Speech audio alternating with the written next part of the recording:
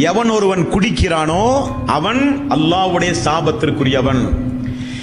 எவன் ஒருவன் போதைப் பொருளை விற்கிறானோ அவன் அல்லாஹ்வுடைய சாபத்திற்குரியவன்.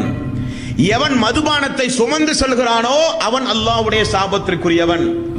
குடிக்கக்கூடியவனுக்கு எவன் குடிக்க ஊற்றி கொடுக்கிறானோ அவன் அல்லாஹ்வுடைய சாபத்திற்குரியவன்.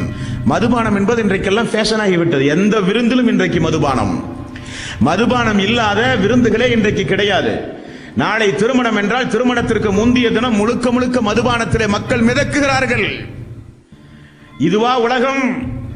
ஆனால் இந்த உலகத்தில் அல்லாஹ் ஹராமாக்கிய மதுபானங்களுக்கு அவன் அடிமையாகி குடித்து விற்பனை செய்து அதை சுமந்து அதை வசூலித்து அதற்கு கணக்கு பார்த்து அதை விருந்து உபச்சாரத்திலே ஊற்றி கொடுக்கிறானோ அத்துணை பேரையும் அல்லாஹ் நாசமாக்குவான். அத்துணை பேரும் அல்லாஹ்வுடைய சாபத்திற்குரியவர்கள் என்று நபிகள் நாயகம் ஸல்லல்லாஹு அலைஹி வஸல்லம் அவர்கள் சொன்னார்கள்.